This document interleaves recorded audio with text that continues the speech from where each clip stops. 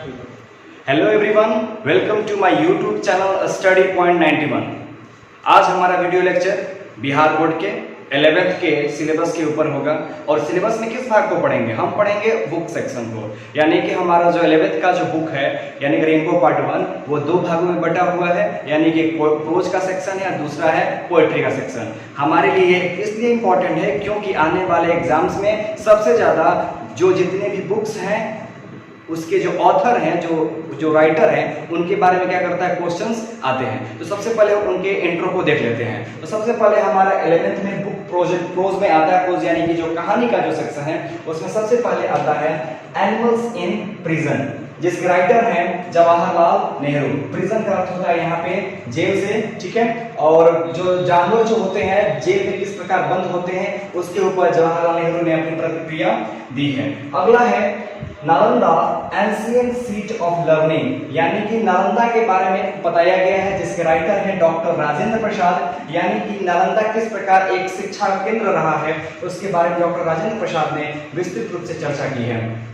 अगला अ snack in the grass, जिसके writer हैं R.K. नारायण। ये एक वैसा चैप्टर है जिसमें एक सांप एक घर में घुस जाता है और उस घर में क्या क्या प्रतिक्रियाएं होती हैं उसको R.K. नारायण ने यहाँ पे बखूबी दिखाया है। आगे देखिए, चौथा है the rule of the road, जिसके राइटर हैं A.G. गार्डिनर। ये नियमों को दर्शाता है, सड़क पे चलने के कौन कौन से नियम है हमारे पास उसको इन्होंने बखूबी दर्शाया है the rule of the road के अंतर्गत। आगे देखिए the scientific point of view, जिसको लिखा है JBS हॉल्डे ने। साइंटिफिक पॉइंट ऑफ व्यू यानी कि वैज्ञानिक कारण, हमारे जीवन में के रहन सहन में कौन कौन से वैज्ञानिक कारण है उसको JBS हॉल्डे ने बखूबी बेहतरीन तरीके से हमें समझाया है। आगे देखिए आई पास द डेली टेस्ट, जिसको लिखा है सुनील गावस्कर ने। सुनील गावस्कर जो कि भूतपूर्व क्रिकेटर रहे हैं, उन्होंने अपनी बुक में लिखा है आई पास द डेली टेस्ट के बारे में, जब उनका दिल्ली में टेस्ट मैच चल रहा था तब। आगे देखिए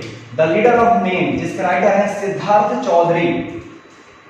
देखिए जो सिद्धार्थ चौधरी हैं वो अपने एक अनुभव को लिखा उन्होंने कि एक व्यक्ति रूप सिंह जिसका नाम है वो किस प्रकार से अपने भावनाओं, अपने एक इज्जत को बखूबी समाज में रखते हुए अपने कार्य को कर रहा है। द लीडर ऑफ मेन के अंतर्गत सिद्धार्थ चौधरी ने हमें समझाया है। आगे देखिए अगला है मदर इंडिया, जिसके राइटर हैं सुभाष चंद्र बोस। आप लोग सुभाष चंद्र बोस का नाम तो बखूबी सुना होगा, तुम मुझे खून दो मैं तुम्हें आजादी दूंगा।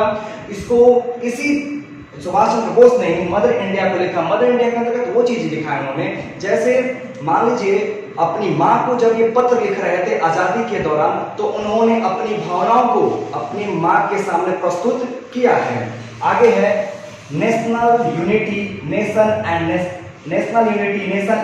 नेशनलिटी, जिसको लिखा है जयप्रकाश नारायण ने।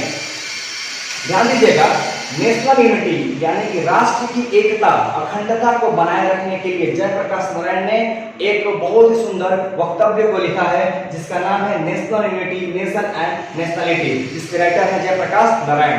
अगला है डॉली एट द डेंटिस्ट, जिसका राइटर है GB शॉ। एक लड़की है डॉली, वो डेंटिस्ट के पास जाती है और उन दोनों में क्या वार्तालाप होता है, किस प्रकार कन्वर्सेशन होता है उसके बारे में GB शॉ ने हमें बतलाया है। आगे है द थ्री वोप्स, जिसको लिखा है मुल्कराज आनंद ने। वोप्स के यहाँ पे अर्थ यहाँ पे बूंद से इन्होंने दिखाया है, यानी किस प्रकार के हमारे आसपास के कौन से माहौल है, किस प्रकार के माहौल में लोग जी रहे हैं उसके बारे में मुल्कराज आनंद ने हमें बखूबी दर्शाया है। आगे देखिएगा अगला है चैप्टर जो कि लास्ट है exceptional role of newspaper in development, जिसको लिखा है KR नारायणन ने। यानी कि हमारे जीवन में न्यूज़पेपर का क्या महत्व है, क्या इंपॉर्टेंट है उसके बारे में KR नारायणन ने लिखा है। अब आगे हम पढ़ते हैं पोएट्री सेक्शंस को। हाँ, तो अब हम प्रोज के बाद पोएट्री सेक्शन पे आते हैं। तो पोएट्री सेक्शन में हमारे साथ हैं जो 10 चैप्टर्स हैं 11th के, और 11th में पहला है where the mind is without fear, जिसको लिखा है रविंद्रनाथ टैगोर ने। रविंद्रनाथ टैगोर में जनगण मन वाले, ठीक है। इसमें इन्होंने बताया है कि हम अपने दिमाग को किस प्रकार, मस्तिष्क को अपने आसपास की चीजों से फ्री रख सकते हैं। अगला है the marriage of true minds, यहाँ पे इन्होंने दो मस्तिष्क के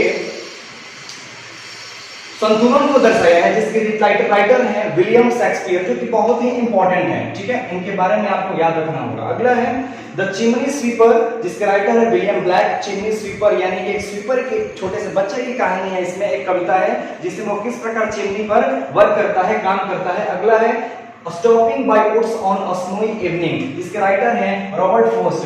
स्नोई इवनिंग, एक बर्फीली तूफान में एक व्यक्ति फंसा हुआ, उसके ऊपर एक कविता रखी गई है। अगला है the melancholies of the old prisoner, जिसके राइटर हैं W.P. येट्स। एक ऐसे बूढ़े व्यक्ति की यहाँ पे कविता प्रस्तुत की गई जो अपने आप को अकेला महसूस कर रहा है। अगला है 3 Years He Grew, जिसके राइटर हैं विलियम वर्ड्सवर्थ। ये कविता उस छोटी बच्ची पर आधारित है जो 3 साल तक तो बड़ी तो होती है, लेकिन प्रकृति के अभाव में वो कहीं खो जाती है।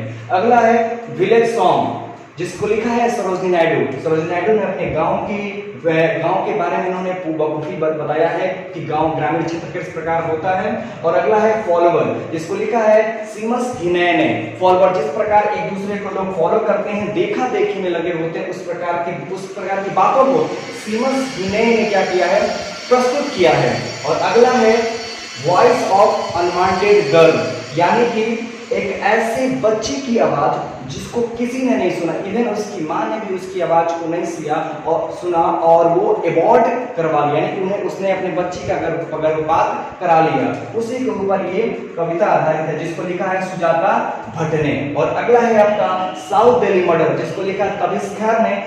साउथ दिल्ली मर्डर मतलब कि दिल्ली के एक किसी अपार्टमेंट में एक बूढ़े दंपति की क्या हो जाती है, हत्या हो जाती है।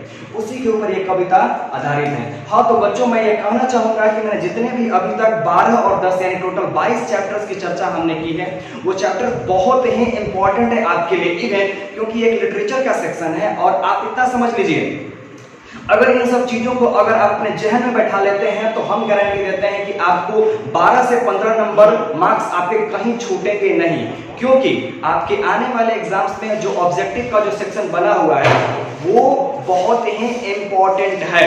ठीक है, इसी के साथ ये मेरा वीडियो लेक्चर क्या होता है, समाप्त होता है। Thank you.